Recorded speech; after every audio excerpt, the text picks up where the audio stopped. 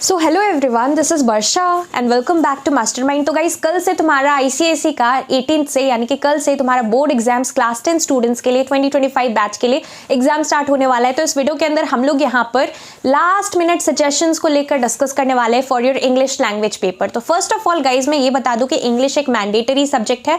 Both language and literature are your compulsory subjects, और अगर तुम इसमें अच्छा परफॉर्म नहीं करते हो, फिर भी जबकि मैं तुम्हें बता दूं कि एट द एंड जबकि तुम्हारा रिजल्ट आएगा, तुम जबकि बेस्ट ऑफ 5 मार्क्स कैलकुलेट करोगे, उस टाइम इंग्लिश का मार्क्स कंसीडर करना इज कंपलसरी। तो इसलिए इंग्लिश लैंग्वेज को लाइटली मत लेना, अच्छे से एग्जाम्स देना। सबसे पहला चीज आ जाता है तुम्हारा क्वेश्चन पेपर। क्वेश्चन पेपर तुम्हें यहाँ पर 10:45 में मिलेगा। 11 बजे से एग्जाम स्टार्ट होता है, लेकिन 10:45 में ही पेपर डिस्ट्रीब्यूट हो जाता है। तो यहाँ पर तुम्हें फर्स्ट 15 मिनट्स का रीडिंग टाइम मिलता है। 15 मिनट्स का टाइम इंटरवल रहेगा जो कि रीडिंग टाइम रहेगा।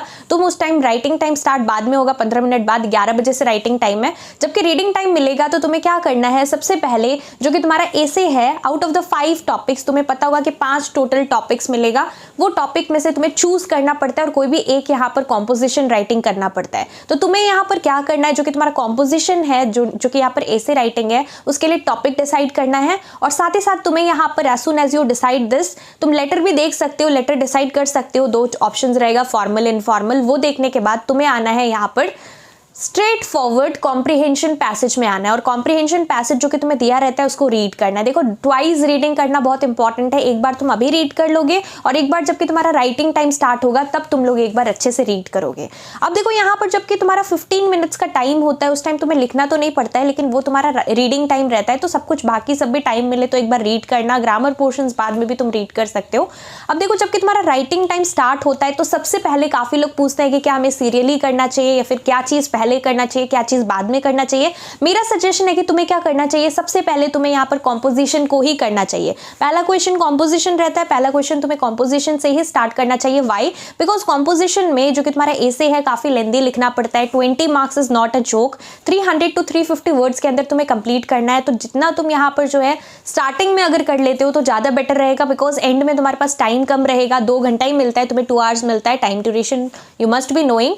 तो 2 आवर्स जो होता है वो बाद में कम पड़ जाएगा और तुम बाद में अच्छे तरीके से सारा कुछ नहीं कर पाओगे। इसलिए स्टार्टिंग में अटेम्प्ट करना, लेटर को पहले ही कर लेना, नोटिस ईमेल को पहले कर लेना, कॉम्प्रिहेंशन जो पैसेज है वो भी पहले कर लेना। जो ग्रामर पोर्शन है वो लास्ट में रहता है और तुम ग्रामर पोर्शन लास्ट में कर सकते हो। ग्रामर पोर्शन ऐसे तो सब कुछ अनसीन रहता है, तो यहाँ पर तुम लोग चाहो तो लास्ट में कर सकते हो, लेकिन स्टार्टिंग में कॉम्पोजिशन, एसे, जो भी तुम्हारा लेटर राइटिंग है वो सब कर लेना। अब देखो, एसे तुम्हें कौन सा चूज करना चाहिए ये यहाँ पर बात आ जाता है। तो तुम्हें यहाँ पर क्या करना है, आउट ऑफ द 5 टॉपिक्स तुम्हें सारा टॉपिक्स रीड करना, और जो टॉपिक तुम्हें लगे कि तुम उसके लिए यहाँ पर बने हो, तुम उसको बहुत अच्छे से इलैबोरेट करके बहुत मल्टीपल मतलब पॉइंट्स लिख सकते हो अच्छे तरीके से। बिकॉज यहाँ पर ऐसे कितना पेज लिखना है, देखो 2 से 2.5 पेजेस लिखना है। 2 से 2.5 पेजेस इज रिकमेंडेड। अगर तुम 2 से 2.5 पेजेस लिखते हो तो तुम्हारा यहाँ पर जो बेसिकली वर्ड लिमिट है वो भी पूरा हो जाएगा। उससे ज्यादा मत लिखना। अगर तुम 4 पेज 5 पेज का ऐसे लिख रहे हो तो तुम्हें यहाँ पर बाकी सारा चीज करने के लिए टाइम नहीं मिलेगा,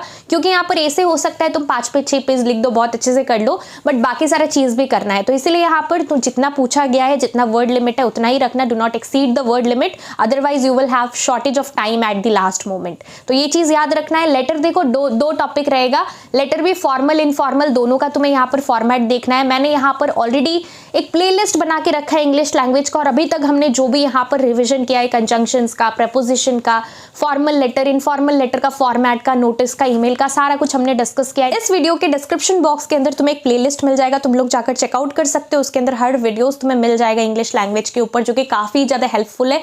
तुम्हारा पूरा अच्छे तरीके से प्रॉपर रिविजन हो जाएगा। तो अभी लास्ट मिनट में तुम लोग जाकर वो वीडियो को जरूर देखना, चेकआउट करना।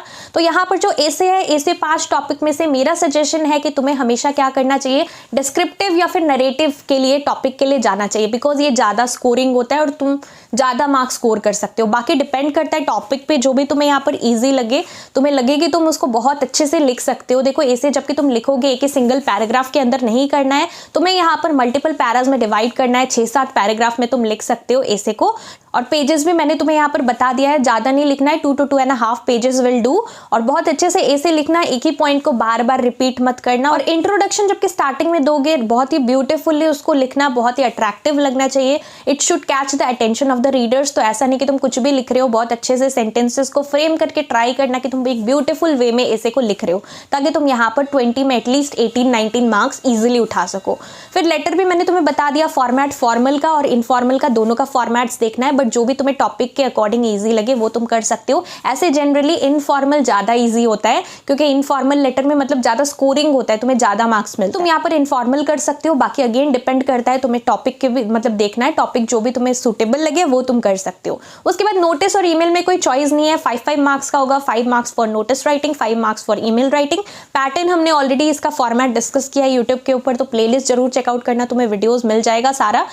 जो मैंने यहाँ पर फॉर्मेट डिस्कस किया है वो ऑफिशियल फॉर्मेट है, तो अगर तुम उसको फॉलो कर रहे हो तो तुम्हें यहाँ पर फुल मार्क्स मिलेगा, तो जरूर इसको फॉलो करना। देन आ जाता है तुम्हारा कॉम्प्रिहेंशन पैसेज। देखो कॉम्प्रिहेंशन पैसेज में तुम्हें यहाँ पर क्वेश्चंस जो है रीड करना है, सारा आंसर्स पैसेज के अंदर ही से ढूंढ के लिखना पड़ता है, तो सब कुछ पैसेज के अंदर लिखा रहता है ऑलरेडी।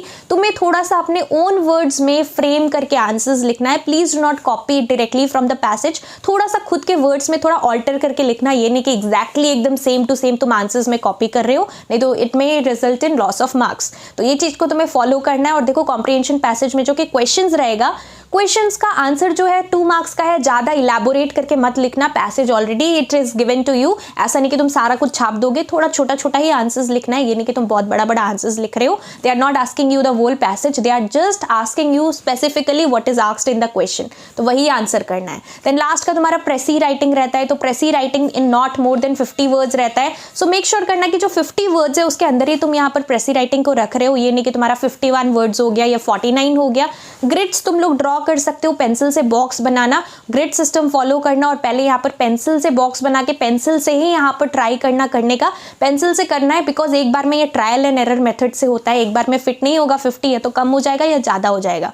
तो पूरा यहाँ पर जो स्पेसिफिकली पूछा जाए क्वेश्चन में, जो चीज़ को हाईलाइट, जो चीज़ का समरी बोला गया है प्रेसी राइटिंग में लिखने के लिए, वो पार्ट को तुम्हें यहाँ पर 50 वर्ड्स के अंदर फिट करना है। और 50 words once it is done, pencil से हो जाए, फिर तुम उसको क्या कर सकते हो, नीचे फिर से वही चीज को जो 50 वर्ड्स में तुमने लिखा है उसको नीचे फिर से कॉपी कर देना, फिर से तुम ग्रिड्स बना सकते हो, 50 बॉक्सेस बनाना, और तुम उसको ऊपर वाला को ही नीचे एज इट इज पेस्ट मतलब कॉपी पेस्ट कर देना, फिर से वही चीज को छाप देना, वही चीज को तुम्हें लिख देना है। तो इस तरीके से तुम्हें यहाँ पर करना है। और बाकी जो ग्रामर पोर्शन है गाइज, उसके लिए मैंने ऑलरेडी वीडियोज बना रखा है रिविजन के लिए। तो ग्रामर पोर्शन का ग्रामर सेक्शन तुम लोग कैसे कर सकते हो, प्रैक्टिस बहुत इंपॉर्टेंट है। तो प्रैक्टिस के लिए तुम्हें क्या करना है, प्रैक्टिस जो भी ग्रामर पोर्शन है उसको अच्छे तरीके से प्रैक्टिस करो।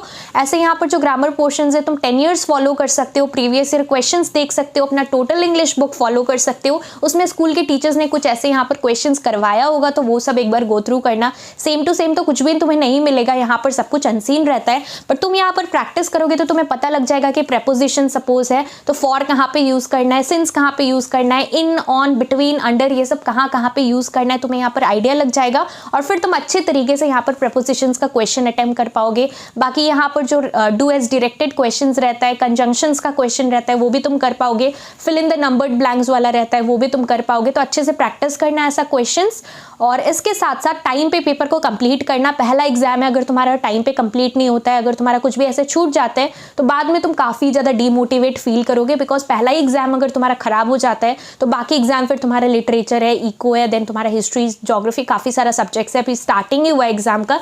फर्स्ट में अगर तुम डीमोटिवेट हो जाते हो तो फिर तुम्हें यहाँ पर बिल्कुल भी बाकी सारे एग्जाम्स में अच्छा करने का मन नहीं करेगा, पढ़ने का मन नहीं करेगा। तो इसलिए अच्छे से एग्जाम्स देके आना, this will boost up your confidence अगर तुम अच्छे से एग्जाम देते हो। नेक्स्ट वीडियो के अंदर हम लोग गाइस डिस्कस करेंगे कि यहाँ पर तुम्हें क्या क्या एग्जाम हॉल के अंदर कैरी करना है। काफी लोग ऐसे कमेंट्स में पूछ रहे थे कि वर्षा दीदी हमें यहाँ पर क्या क्या ले जाना चाहिए एग्जाम्स में, एग्जाम हॉल में कैसे बिहेव करना है, क्या क्या चीज यहाँ पर ले जाना है। तो ये सारा चीज के ऊपर नेक्स्ट वीडियो के अंदर गाइज हम लोग डिस्कस करेंगे। Don't worry, stay tune for the upcoming videos. अभी बैक टू बैक वीडियोज आ रहा है, मेरा जो प्लेलिस्ट है उसको जरूर चेकआउट करना। डिस्क्रिप्शन बॉक्स के अंदर, इसी वीडियो के डिस्क्रिप्शन बॉक्स के अंदर तुम्हें प्लेलिस्ट मिल जाएगा जहां पर कि तुम इंग्लिश का वीडियोस चेकआउट कर सकते हो। कुछ भी अगर गाइस डाउट हो तो कमेंट्स में पूछना, मेरे से कमेंट्स करके तुम लोग पूछ सकते हो। और अच्छे से एग्जाम्स देना, पहला एग्जाम है। All the best for your language paper. Thank you.